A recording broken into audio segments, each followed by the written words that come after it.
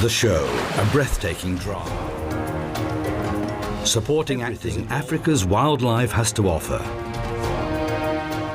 The expansive stage of the Masai Mara in location for some stunning combats. And touching family scenes. The show centers and the hunters, life and death.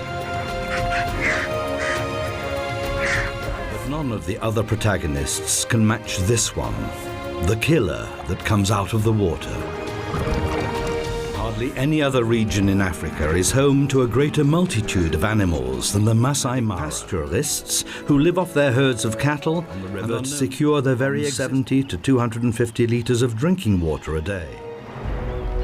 Only here can the yellow-billed stork trawl the bottom of the river shallows for an endless supply of fish. Only here can the heavy-hoofed animals of the Masai Mara find drinking water in plenty. The banks are often crowded with wildlife for that very reason.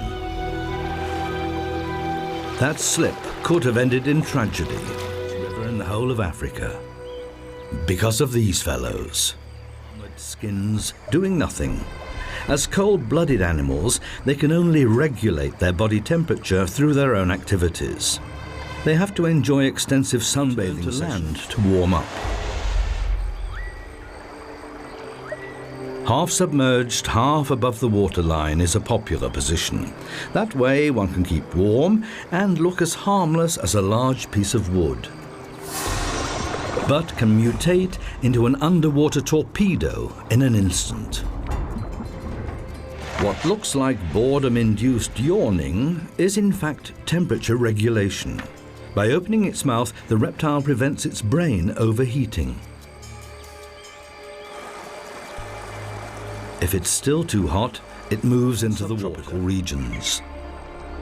They can't afford to waste too much energy.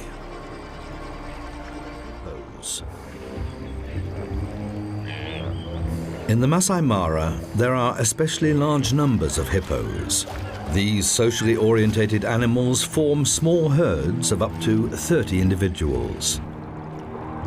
Underwater, these heavyweights even look elegant in the intense summer heat. They can stay underwater for up to 5 minutes before they have to come up again for air.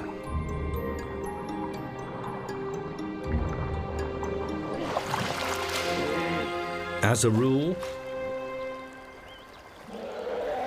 elephants also like to congregate around the Mara River.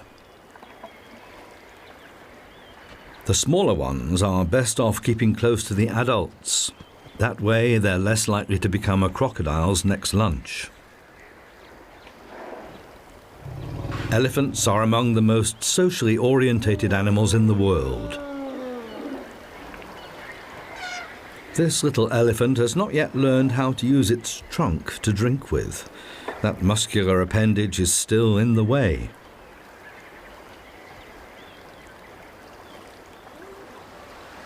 It fulfills both the grab and the cutlery functions. This little one can't start learning a moment too soon, even if it is kept fed by its mother's milk for many months.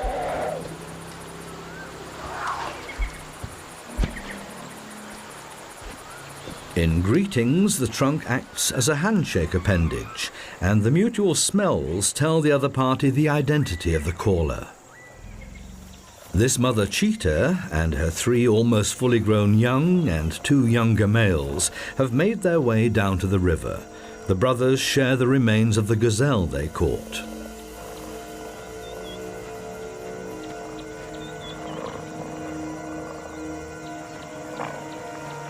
But the female cheetah also has to get some... What is that thing that neither runs away nor attacks?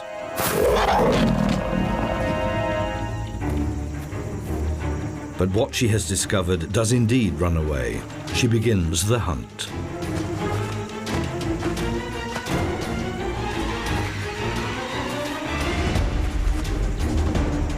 A hare can accelerate up to 70 kilometers an hour, but the cheetah is even faster. This big cat can even reach speeds of 100 kilometers an hour over short distances.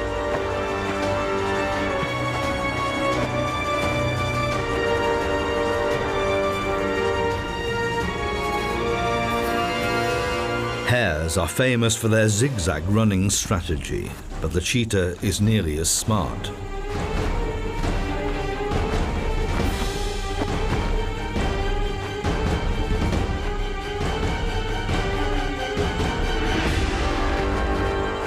The big cat's strategy is to cause the prey to trip up with a carefully aimed hit of the paw.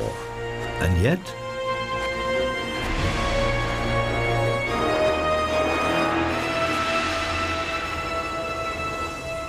despite that particular failure, no other predator has such a high success rate. The ibises make use of the heavyweight creatures as platforms in their search for insects, some of which they find on the hippos' heads.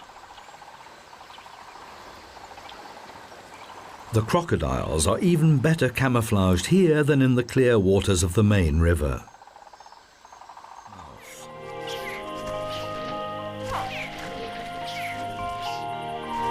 Just hatched, and their short lives already at an end? But not a single scale will be damaged. Their mother heard them calling and is transporting them safely to the water. A fully grown giraffe may not need to worry much about a crocodile. But the act of drinking is still quite awkward. It's not only the fact that they almost have to kneel down to drink.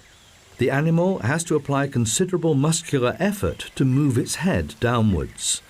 Giraffes have a powerful tendon that keeps their head and neck upright when at rest. The river and its green banks attract many giraffes. An alternative theory suggests that the long neck was used for a completely different purpose, to give the bulls an advantage when fighting over a field. If they then meet a rival during the mating period, there will be no consideration for the other. They will then apply full power to their strikes, and their rudimentary horns, or ossicones, become dangerous weapons. The objective is to knock one's opponent off its feet. Many contests of this kind have left the loser dead. These two are not in any way intending to injure each other, let alone kill. But practice makes perfect. Afternoon in the Masai Mara. Not quite the ideal hunting time for the lions. This group of banded mongoose. In the Masai Mara, this results in groups of around 35 animals. Impala are seldom seen alone. Otherwise, these herds consist of females and a few of the older males who will fight each other for mating rights during the mating period.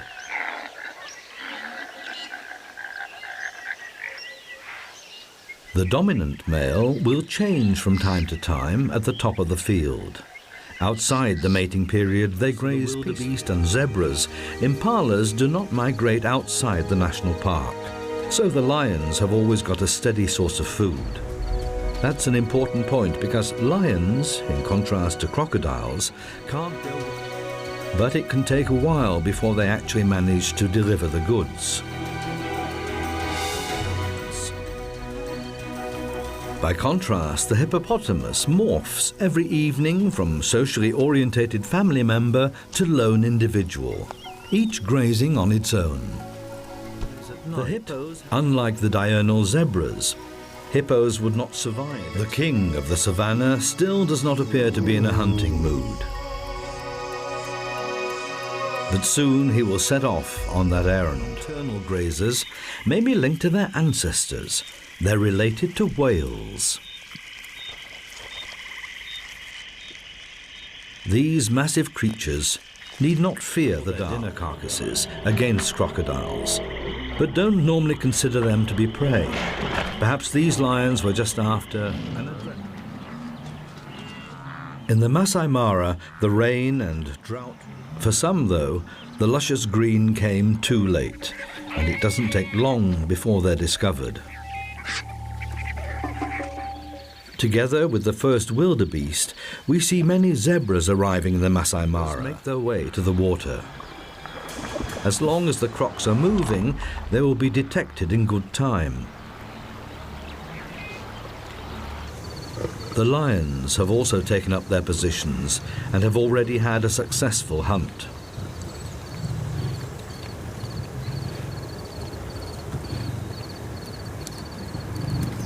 But it's not enough for the full pride.